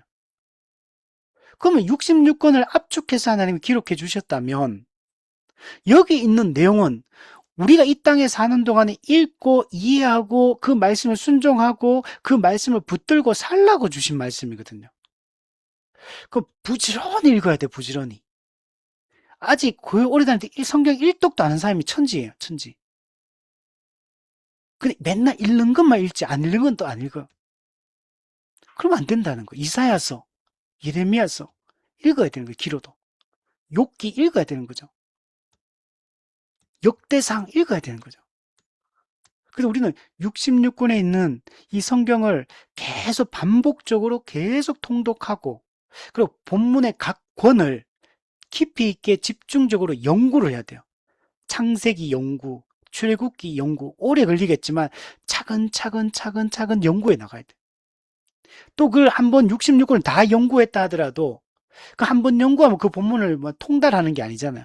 그러면 또다시 반복해서 다시 돌아가서 또 본문 연구 또 하고 반복. 그래서 우리는 주님이 오실 때까지 이 성경 66권에 있는 내용들을 읽고 통독하고 또 연구하는 일에 우리가 온통 힘을 기울여야 됩니다. 그리고 그 연구한 것을 묵상해야 돼요. 이 의미를 깊이 생각하며 우리 삶에 적용하고 그것을 통해서 나를 부인하고 그리스도를 정말 견고하게 붙들고 살아갈 수 있도록 하는 것이 중요합니다. 158문. 하나님의 말씀은 누가 설교할 수 있는가? 여러분, 하나님의 말씀 아무나 설교할 수 없어요. 여기서 설교는 공예배 때 공적으로 시행되는 걸 얘기합니다. 설교는 아무나 할 수 없어요. 충분한 은사를 받은 사람, 정식으로 공인된 사람, 그리고 직분을 받은 사람, 이 직분으로 이 부름받은 사람, 그들만 설교할 수 있는 거예요. 즉 설교는 누구만 할 수 있냐면 공적으로는 목사 직분 외에는 설교할 수 없어요. 우리 교회에 강도사, 전도사 있잖아요. 전도사는 사실 설교의 권한이 없어요. 강도사, 강도권을 가진 설교권을 가진 사람은 강도사부터 설교권이 임시적으로 주어져 있는 거예요. 그리고 목사가 설교권을 이제 실제로 위임받은 거고. 근데 지금은 다 설교하고 있잖아요. 전도사도 설교하고. 사실 전도사는 설교권이 없거든요. 근데 이제 담임 목사가 가진 설교권을, 강도권을 전도사에게 위임해서 각 부서에서 설교할 수 있도록 지금 위임하는 이런 방식으로 지금 설교를 하고 있는 겁니다. 뭐, 거기까지는 우리가 이해할 수 있죠. 근데 뭐, 교회 안에서 이렇게 어떤 교회를 보면요. 담임 목사님 설교하다가 장로님이나 집사님은 뭐 권사님에게 주일날 설교를 이렇게 설교할 수 있는 기회를 주는 교회들이 지금 있어요. 제가 많이 봤거든요. 그건 말이 안 되는 거예요, 그거는. 일반 성도가 주일 공예배 때, 그것도 그 목사가 그 교회에 위임받은, 양떼를 위임받은 목사가 그 자리에 예배 참석하고 있는데 그냥 이게 설교할 수 있는 다른 직분자에게 그냥 공적인 자리에서 그렇게 하는 거는 잘못된 겁니다. 만약 이럴 수는 있어. 목회자가 이게 막 너무 몸이 아파가지고 그날 예배 못 나올 수 있잖아요. 그런 경우에 그냥 뭐 그럴 경우에는 어쩔 수 없는 특수한 상황이니까 그때 뭐 장로님에게 뭐 설교를 부탁한다든지 뭐 이런 거는 가능하죠. 근데 이제 그런 경우가 아님에도 불구하고 그걸 그냥 이렇게 하는 것들은 잘못된 겁니다. 그 어쨌든 여기서 말하듯이 충분한 은사를 가지고 있고 정식으로 공인된 이건 정규 교육을 통해서 교리와 신학이 가르칠 수 있는 준비된 사람 그리고 직분을 받아서 공적으로 인정을 받은 사람이 공적 자리에서 설교해야 된다. 이게 기본이다. 이렇게 생각해야 돼요. 그래서 교회에서 예를 들면 부서에서도 이렇게 그냥 뭐 이런 거 있잖아요. 뭐 부서 예배를 드리는데 우리 교회는 교육자가 담임 목사님밖에 없어서 이제 부장 집사님이 매주 유초등부 설교를 하십시오. 뭐 부장 집사님이 중고등부 설교하십시오. 그것도 잘못된 거예요. 그렇게 하면 안 됩니다. 그거는 예배가 아니에요. 그렇게 하면 목사가 없는 예배라는 건 없어요. 공적 예배라는 거는. 그래서 그럼 어떻게 하냐? 공 예배 때 다 같이 참석하면 되는 거예요. 교육은 따로 하면 되고 부서마다 이제 교육은 따로 하면 되지만 예배를 공적인 설교를 그냥 부장 집사님이 하고 뭐 선생님이 돌아가면 설교하고 그거는 잘못된 방식이에요. 그냥 전체 성도가 한 자리에 모여서 함께 같은 말씀을 같이 드리는 이런 전 세대가 통합해서 드리는 이런 설교 예배 형태가 가장 성경적이고 올바른 예배 형태다. 이렇게 우리가 생각을 해야 됩니다. 자, 159번. 설교하기로 부름을 받은 사람들은 하나님의 말씀을 어떻게 설교해야 할 것인가? 자, 잠시만요. 제가 한 가지 까먹은 게 있는데, 요거 한 가지만 더 얘기할게요. 자, 우리가 설교를 아무나 안 시키잖아요. 성례도 아무나 집례할 수 없어요. 목회자만 할 수 있는 거예요. 목사만. 그리고 권징도 마찬가지입니다. 이게 목사와 장로로 구성된 당의 S만 할 수 있는 거예요. 자, 설교, 세례 주는 거, 성찬을 거행하는 거, 권징을 시행하는 거. 자, 이거는 반드시 목사 또는 목사 장로, 이 직분을 가진 사람에 의해서만 이루어져야 돼요. 자, 예를 들면 성례를 거행하듯 장로님도 성례할 때 이제 옆에서 돕는 역할을 하잖아요. 근데 목사가 없으면 장로만으로는 성례를 할 수 없어요. 권징을 할 때도 장로만으로는 권징을 못 해요. 목사가 없으면 안 돼. 마찬가지. 그래서 이 설교권, 성례권, 그리고 권징권, 이게 반드시 이 공식적으로 교육을 받고 그 목자로 그 교회에 세워진 목회자 없이는 그런 것들이 공적인 게 하나도 이루어질 수가 없는 것들입니다. 그래서 이걸 우리가 잘 이해하고 이걸 뭐 이렇게 얘기하면 워낙 요즘은 이렇게 안 하는 교회가 많기 때문에 뭐 꼭 그렇게까지 해야 됩니까? 아니 뭐 우리 부장 집사님도 설교 너무 잘하는데요. 잘하든 못하든 그는 권한이 없는 거예요.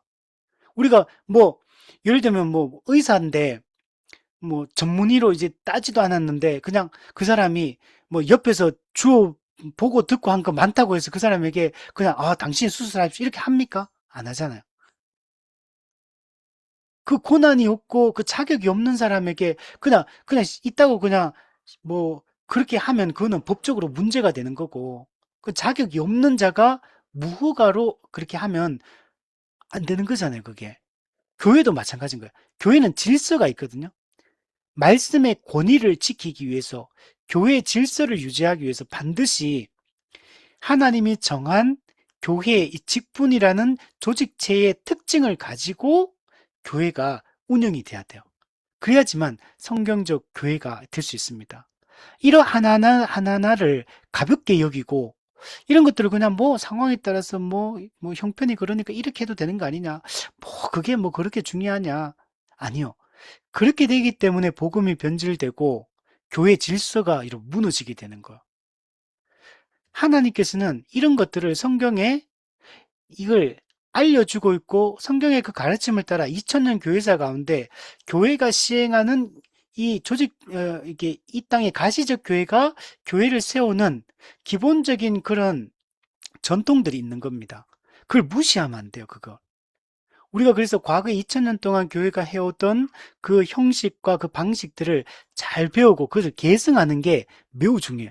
지금은 이런 것들 다 그냥 효율성이라는 실용주의 또는 효율성이라는 측면에서 청중 중심적으로 이렇게 고객 중심으로 해가지고 막 아무렇게나 자꾸 수정하고 바꾸고 이렇게 하는데 그렇게 하는 것은 옳지 않은 겁니다. 왜 교회가 2000년 동안 그런 동일한 방식을 고수하겠습니까? 그게 성경의 가르침이고 그게 하나님 정한 방법이기 때문에 그렇게 하는 거거든요. 그래서 우리가 그것을 과도하게 그 의미를 모른 채 함부로 수정하고 함부로 바꾸고 하는 것들을 조심해야 된다.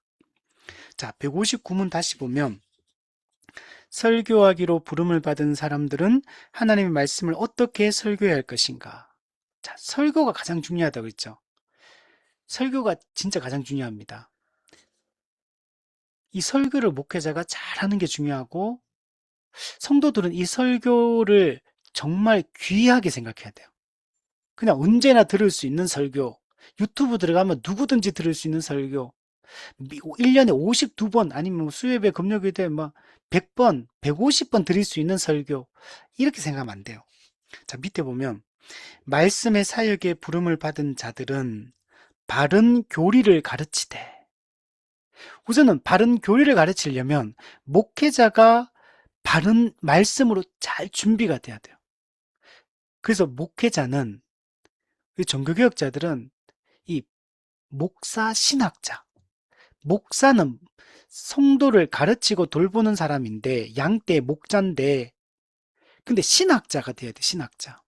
근데 어떤 신학자냐면 신학교의 신학자가 아니라 교회적 신학자. 교회, 교회 성도들을 바른 교리와 신학으로 철저하게 객관적이고 체계적으로 교육할 수 있는 그런 목회자가 되는 거예요. 그래서 옛날에 우리 총신에 처음에 신대원에 들어가면 이런 얘기를 해요. 뭐 목회자가 되라, 또는 성도가 되라, 또 뭐 신자가 되라, 인간이 되라, 이런 말이 있거나 학자가 되라, 이런 말이 있어요. 좀 되게 내용이 좋아요. 그죠? 목회자가 되라, 학자가 되라, 신자가 되라, 인간이 되라. 이런. 근데 그 중에 학자가 되라가 학자가 되라. 옛날에 우리 목회자한테 세 가지 방이 필요하다. 책방이 필요하고, 골방이 필요하고, 신방이 필요하다. 그죠? 책방은 지성적 측면, 말씀을 열심히 연구하고 교리를 공부해야 된다는 얘기하고, 책방은, 그리고 골방은 기도하는 목회자야 된다. 신방은 성도를 돌보고, 이렇게 찾아가고, 이게 실제로 그런, 지도하고 하는 이런 게 중요하다. 이렇게 하거든요. 그 중에 책방인 책방. 목사는 공부하는 사람이에요. 공부하는 사람. 계속적으로 성경을 연구하고 교리를 공부하고 또 이렇게 어떻게 보면 또 이 세상을 이해하기 위해서 인간학에 대해서 사회학에 대해서 예, 이런 인문학에 대해서 이런 것들을 계속 읽고 연구하고 이해하고 그래야지 적실하게 적용을 할 수 있으니까 그런 사람이 목회자가 되는 거예요. 그래서 잘 준비해서 성도들에게 바른 교리를 가르치고 그 바른 교리를 우리의 실제적인 삶에 적실하게 적용해서 성도들이 이 삶의 현장 속에서 어떻게 이 말씀에 순종해 살아갈 것인가의 방향성을 제시하고 이런 일들을 하는 사람이 목사이고 그게 목사의 직무라는 겁니다. 그 뒤에 보면 부지런히 때를 얻든지 못 얻든지 부지런히 가르쳐야 돼요. 우리 성도들이 이런 얘기 많이 하더라고요. 우리 목사님은 바빠요. 이렇게. 뭐 그렇게 바빠요? 그러면, 목사님 양육한다고 시간이 많이 없어요? 설교한다고 시간이 없어요? 아니래. 그럼 뭐 때문에 바빠요? 뭐 행정 처리해야 되고, 뭐 누구 만나야 되고, 뭐 다 하게 다 외적인, 그 본질적인 거, 말씀을 연구하고, 또 가르치고, 한 명 한 명 붙들고 사람들을 모아서 계속 가르치고, 이런 것들에는 시간을 안 쏟고 다른 일에 다 분주하게 바쁜 거죠. 목회자는 설교하고 가르치는 게 가장 주된 일이거든요. 신방도 아니에요, 목회자는. 목회자는 공적으로 설교하고 공적으로 가르치는 게 목회자의 가장 중요한 일입니다.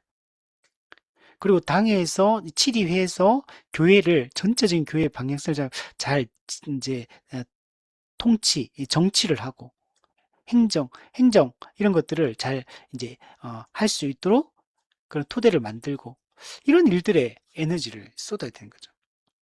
그래서 열심히 부지런히 때를 어떤지 못 얻든지 자꾸 만들어야 된다는 거. 목회자는 오전, 오후, 저녁 이렇게 막 시간을 최대한 만들어서 사람들을 만나고 가르치고 또 가르치고 또 가르치고 또 반복해서 가르치고 이 작업에 온통 힘을 기울여야 돼요. 그러면 성도들 따로 신방도 따로 사실 필요 없거든요. 거기서 성경 공부하면서 다 그 얘기를 다 나누기 때문에 따로 신방이라는 게 개인적 신방이 따로 필요하지 않을 정도로 성도들을 자주 가르치고 이런 작업들을 해야 됩니다. 근데 할 때 사람의 지혜의 고난은 말로 하지 않고 오로지 성령의 나타남과 능력으로 할 것이다. 즉 복음을 전하고 가르칠 때 세상 지혜, 인간적 지혜, 인간적인 방법과 수단, 우리 그 수사학 이런 거 있잖아. 웅변술 이런 걸로 사람을 움직이는 사람이 아니고 참된 복음을 바르게 가르치면 성령께서 그 말씀을 통해서 역사하는 것, 성령의 나타남과 능력.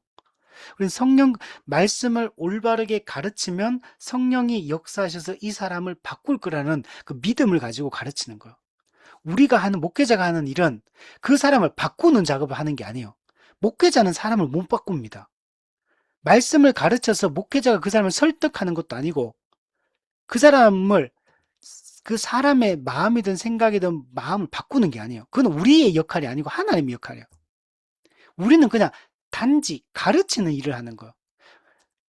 어떻게 냐 열심히 가르치고 성령께서 역사하실 것을 기다리는 게 목회자가 할 일이지. 내가 저 사람을 바꾸겠다 이렇게 접근하면 안 된다는. 우리는 저 사람이 복음을 바르게 알 수 있도록 체계적으로 정확하게 객관적으로 잘 가르친다, 잘 알려준다, 잘 알게 한다. 이게 우리의 역할. 그리고 성령이 역사하시기를 기대하면서 기다리는 게 우리의 역할이에요. 그럼 성령이 역사해서 그 사람이 변할 때 아니면 어떻게 합니까? 계속 가르치는 거. 또 가르치고, 또 가르치고, 더 깊이 있게 더 확장해서 가르치고, 더 포괄적으로 가르치고, 더 풍성하게 가르치고, 언제까지? 성령이 그 역사하실 때까지. 가르치는 일은 우리의 역할이고, 이걸 외적 소명이라 그러고, 성령이 그 말씀을 통해 역사하는 것을 내적 소명, 효력 있는 부르심. 그건 성령님의 역할이에요. 근데 그 성령님이 그 역사하는 때가 되어 성령이 역사하는 것은 우리가 열심히 말씀을 가르치고 이 사람이 복음을 잘 알 수 있도록 하는 그 과정 속에서 역사하시는 거지. 이런 거 하지 않는데 갑자기 성령님이 그 사람에게 쳐들어오듯이 그 사람을 변화시키고 이렇게 하는 게 아닙니다. 자, 그리고 충성스럽게 하나님의 모든 뜻을 알게 할 거다. 여기서 중요한 건 모든, 네. 1분만 가르치면 안 돼. 성경 66권의 내용을 깊이 있게 자세하게 교리적으로 신학적으로 잘 이해할 수 있도록 가르치는 작업들을 해야 됩니다. 설교자는 청중들의 필요와 이해 능력에 적응시켜. 네.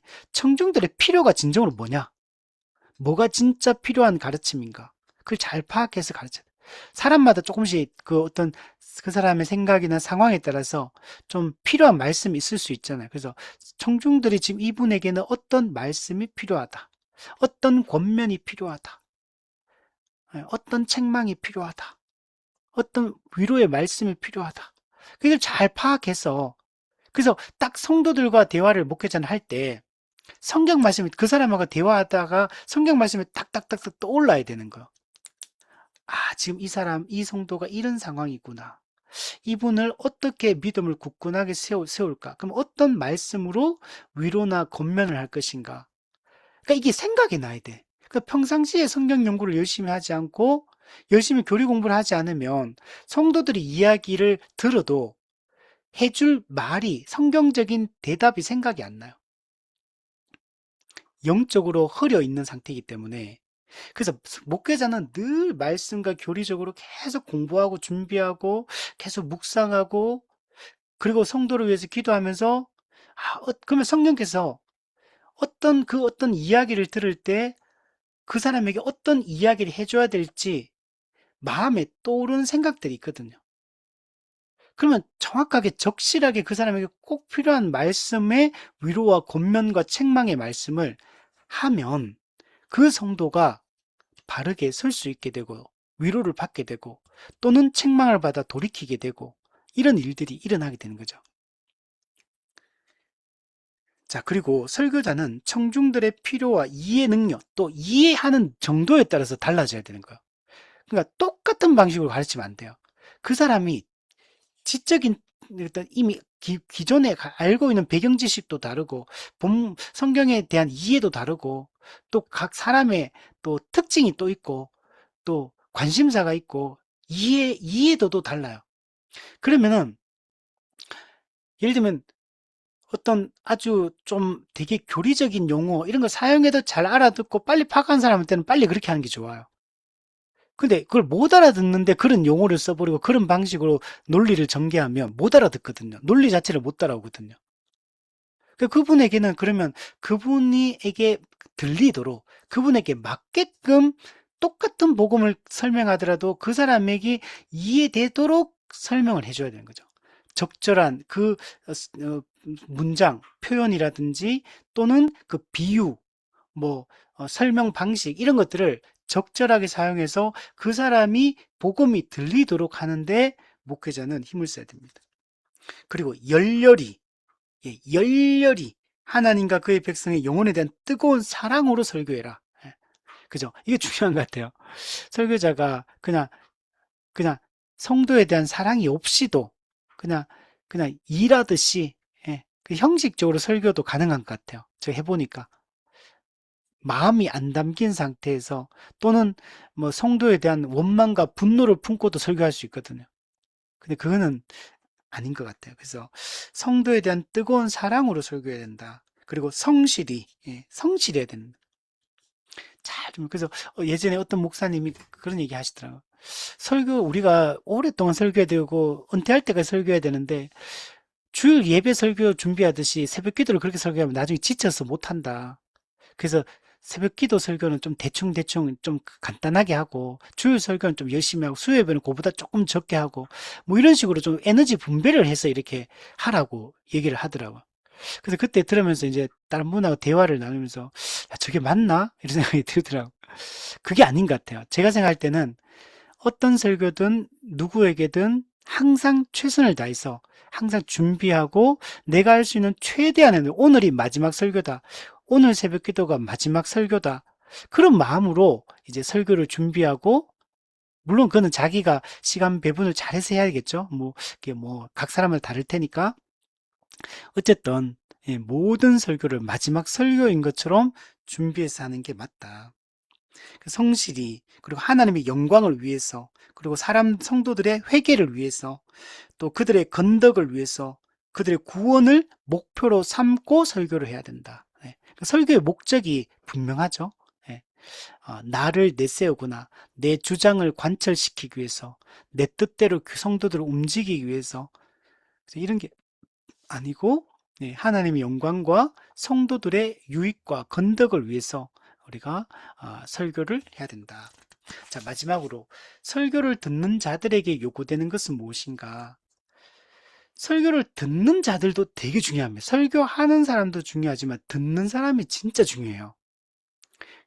그래서 어떤 분이 그렇게 얘기하더라고요. 설교는 목회자 50%, 성도 50%다.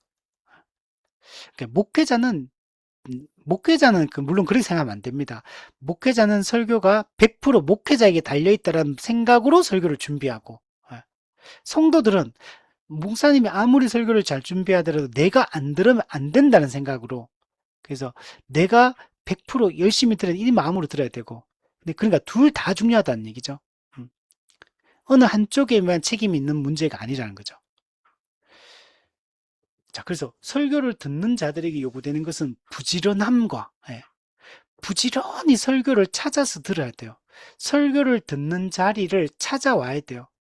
모이기에 힘쓰고 설교를 들으려고 애쓰고 설교를 듣기 위해서 내 시간을 조정하고 일상적인 업무를 미리 잘 처리하고 그래서 예배 드리고 말씀을 듣는 일에 방해받지 않도록 일상의 삶을 잘 조정하고 이런 일들을 해야 된다는 거. 그리고 설교할 때 기도함, 은혜를 사모하며 하나님의 뜻이 이루어지고 나의 변화를 위해서 기도하면서 들어야 되고 준비함, 말씀을 잘 듣기 위한 준비를 해야 돼요. 지각하지 않게 해서 열심히 준비하고 빨리 와서 탁 이렇게 하고 마음을 준비하고 모든 상황을 또 잘 마련하고 준비가 되게 중요해요. 준비. 그리고 설교 말씀을 따르며 말씀을 잘 들었다면 순종을 해야 되죠. 따라야 됩니다. 아, 저 말씀은 동의하기 힘들다. 그건 내 기준으로 판단하지 말고 성경의 기준에 빗대어서 옳으냐 그르냐를 따져야 돼요. 그리고 성경의 가르침에 맞는 말이면 내 마음에 맞지 않아도 따르고 순종하는 게 중요합니다. 들은 바를 성경으로 살피며 또 설교를 들었을 때 저 말씀이 진짜 맞는 말인가를 베레아 성도들은 상고해야 됩니다. 확인해야 돼요, 확인. 아, 우리 목사님이 말했으니까 다 맞겠지 뭐. 그러면 안 된다는 거. 누구에게 설교를 듣고 교육을 받든 간에 성경을 통해서 저 말이 맞는지 상고하고 살피는 태도를 가져야 됩니다. 그리고 그게 살펴서 맞다면 마음에 받아들이고 순종을 해야 됩니다.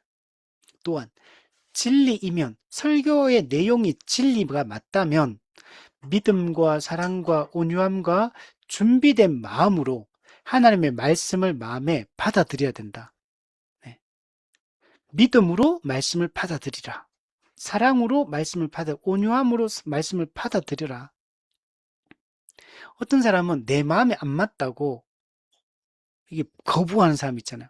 저 말씀은 나를 친다 이렇게 생각. 아니 그 말씀이 나를 치는 게 중요한 게 아니고 그 말이 나에게 맞는 말이면 받아들여야 되는데 그냥 기분 나쁘다 이렇게 가면 안 된다.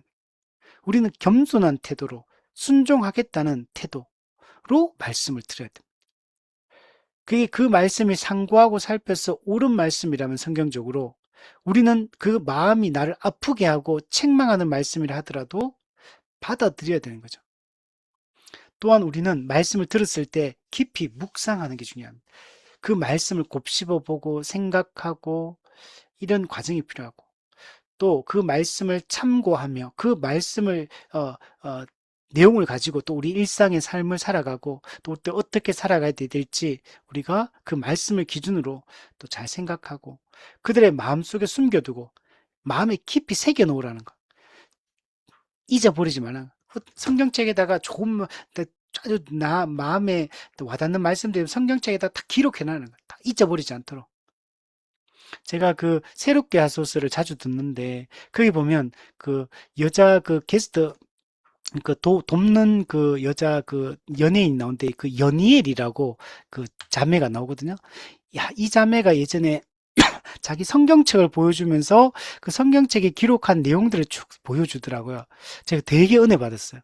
이 자매 제가 볼 때마다 야, 믿음이 좋다. 진짜 이렇게 믿음 좋은 자매다. 이런 생각을 많이 했었는데 자기 성경책을 어떻게 자기가 성경책을 사용하는지를 쭉 이게 영상으로 찍어 보여주는 게 있더라고요. 제가 진짜 감동받아요.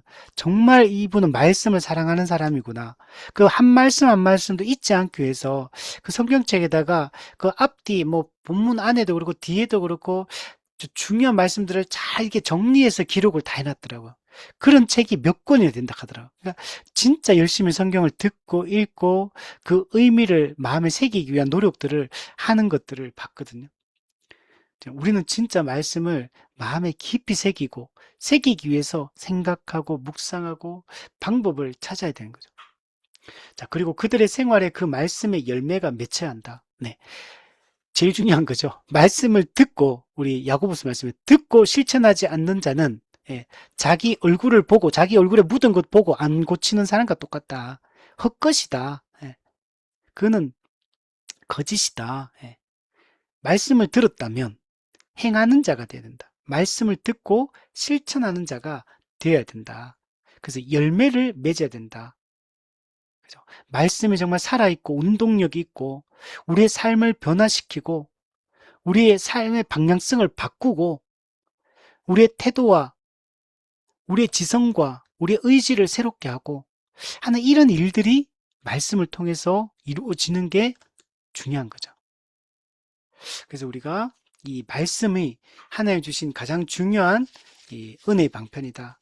성령께서 가장 강력하게 사용하는 은혜의 도구가 이 말씀이다. 이 들리는 말씀, 공적으로 설교를 듣는 것, 사적으로 성경을 통독하고 성경을 연구하는 것, 우리가 여기에 힘쓰는 그런 우리가 되었으면 좋겠습니다. 그래서 우리가 한 사람 한 사람 이렇게 살아갈 때 복음의 변질이 일어나지 않게 되고 복음이 변질되지 않으면 교회가 참된 교회로 세워지게 될 것이고 그러면 그 참된 교회를 통해서 이 복음이 사람들에게 또 전해지고 그들도 주께로 돌이키고 또 그렇게 되면 또 다른 교회가 세워지고 그래서 하나님의 나라가 점점 더 확장되어져 가고 이 땅에서 하늘에서 하나님의 뜻이 이루어진 것처럼 이 땅에서도 점점 더 하나님의 뜻이 이루어지는 그런 세상으로 우리가 살아가다가 주님이 재림하시면 완전한 그 나라에서 우리는 그 뜻에 온전히 순종하는 삶들을 우리는 살아가게 될 것입니다. 우리가 이런 삶을 살았으면 좋겠습니다.